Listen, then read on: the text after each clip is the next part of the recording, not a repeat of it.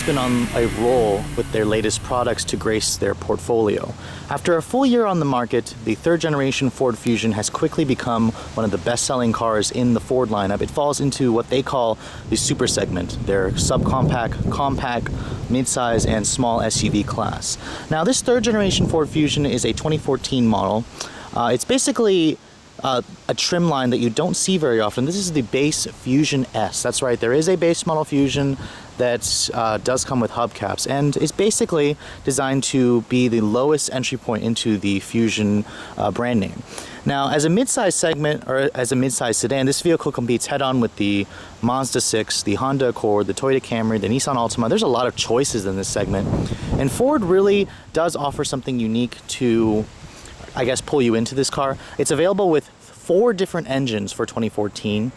This base S model that I have basically only comes with a 2.5 liter 4-cylinder, and it's probably a trim that you don't see very often. You can see, in terms of standard equipment, the S model, even though it's the base model, does come pretty well equipped. You get those 16-inch steel wheels with the wheel covers.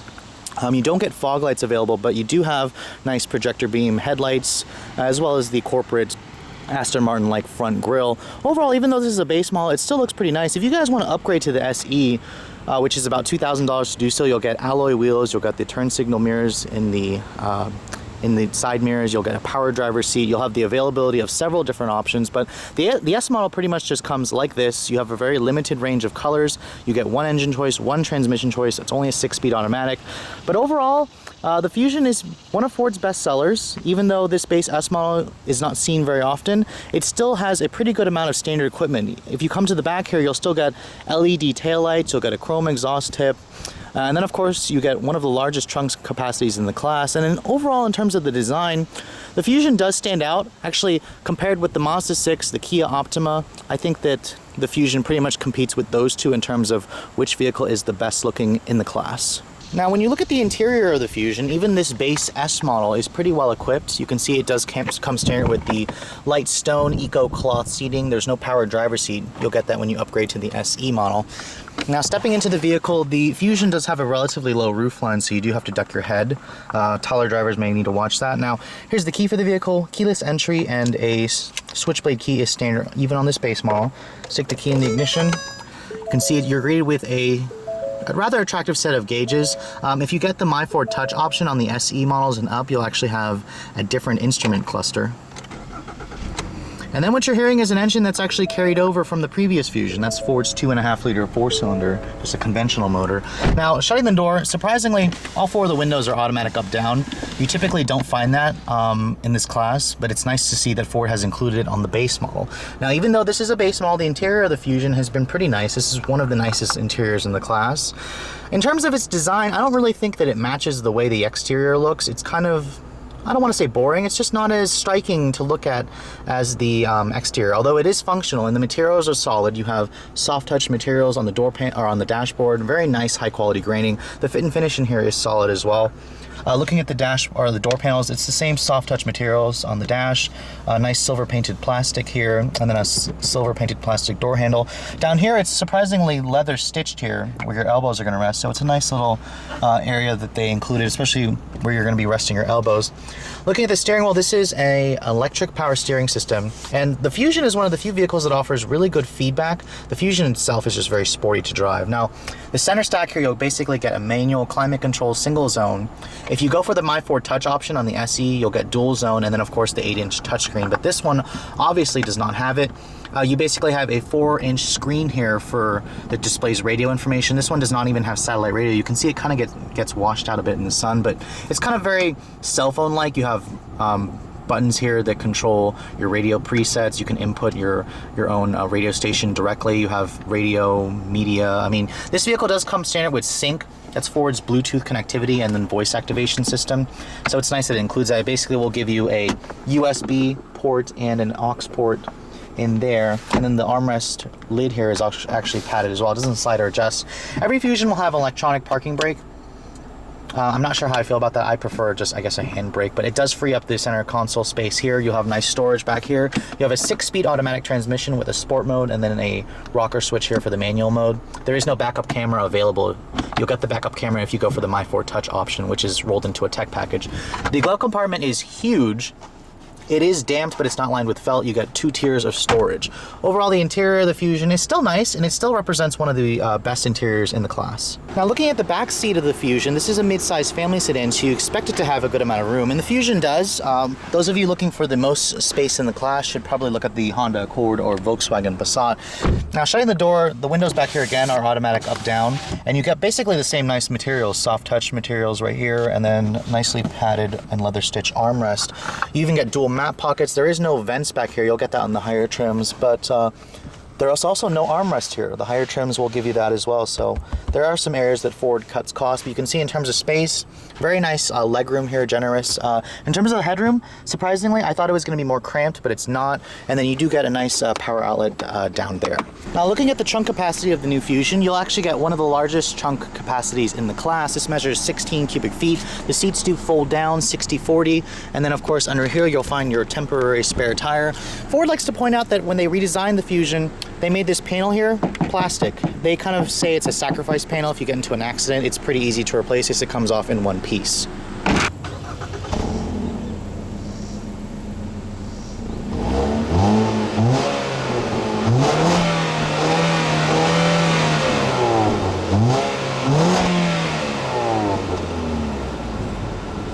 Now, looking under the hood of the Fusion S, you only get one engine choice, a rather unpretty looking 2.5-liter 4-cylinder. I say that in relative term. This is a motor you're not really going to be looking at. I'm just glad there aren't some stupid covers that kind of cover it up. Basically, this engine carries over from the previous generation Fusion. The numbers are 175 horsepower and 175 pound-feet of torque on regular gas. It's rated at 22 city, 34 highway. You only get a 6-speed automatic. Upgrade to the SE trim and you'll have 3 available EcoBoost engines. There's a new 1.5-liter that'll be coming in the fall. The 1.6 now only comes with a manual, and then of course the 2-liter, which comes standard on the Titanium. That's designed to be the V6 replacement. Of course, there's also 2 hybrids, but that's a different review. Let's take a look at how this base 2.5-liter drives, shall we? Now, even though the Fusion's been on the market for a full year now, this vehicle still feels pretty new. In fact, I'll be reviewing a 2014 Mazda 6 very shortly, and I'll be excited to compare the two head-on, but this Fusion still drives pretty nice, even this base model.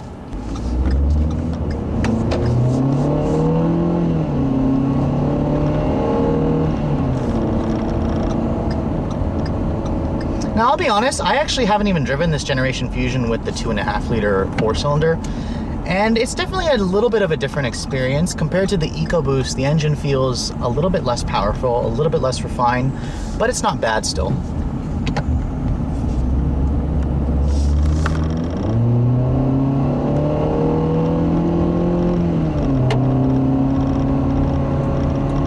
Now, in terms of its power delivery, it's relatively smooth. Ford really has worked on the refinement of their 4-cylinders, but what you'll definitely notice is the extra torque that the 1.5 or 1.6, I haven't driven the 1.5, really offers you. This engine feels a little bit gutless. I would probably say 0 to 60 times or maybe around 9 seconds, maybe a little bit over 9 seconds. And honestly, the 2.5-liter is there to kind of be available for rental fleets. It's probably cheaper for Ford to produce. It doesn't have direct injection, it doesn't have turbocharged technology. It's a very conventional motor. What is still really good about the Fusion is the handling. Even though this is an electric power steering system, the precision is good. It offers a really nice weight, really good feedback. I'll be curious to see how the new Mazda 6 compares to this, but the Fusion is still one of the most fun to drive vehicles in the class. I actually rate the steering on this vehicle better than the Honda Accord, which used to be the class leader.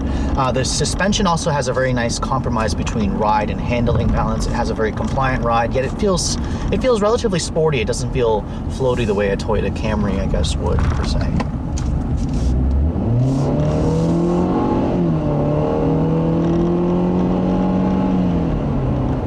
Again, acceleration is adequate. Those of you who are looking for more power should probably go with the 2-liter EcoBoost, their V6 replacement. I do notice the automatic transmission does want to stay in the top gear. That's for fuel economy again. Even in the sport mode, it doesn't really want to get out of 6th gear.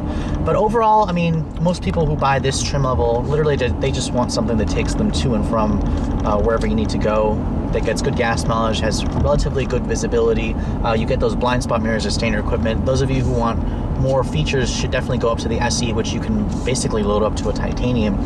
Speaking of which, what are some of the changes that Ford made for 2014 other than that new 1.5 liter? Well, the titanium is finally available with 2 different interior color choices.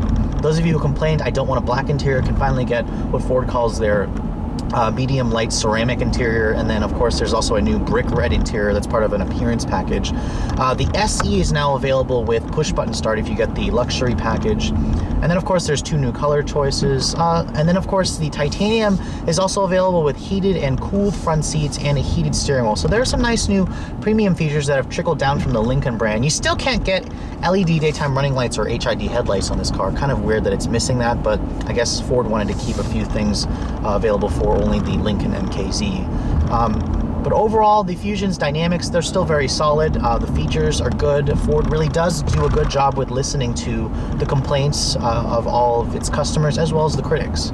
So that brings me to the conclusion of this review. If you guys are in the market for a mid-sized family sedan out there, and I know there's a lot of you, the mid-sized family sedan market is one of the top-selling segments. Really, only the Ford F-Series outsells the best-selling Toyota Camry. The Ford Fusion is still definitely worth a look. Even this 2014 model, there are new choices out in the market, but Ford really offers its unique blend of performance, style, and efficiency, and of course, all those engine choices, as well as being able to basically customize how you want your Fusion built. Now, in terms of price, this base S model stickers for $22,695. That falls right in line with all the other competitors in terms of base models. A Honda Accord, a little bit more, a Camry, a little bit more.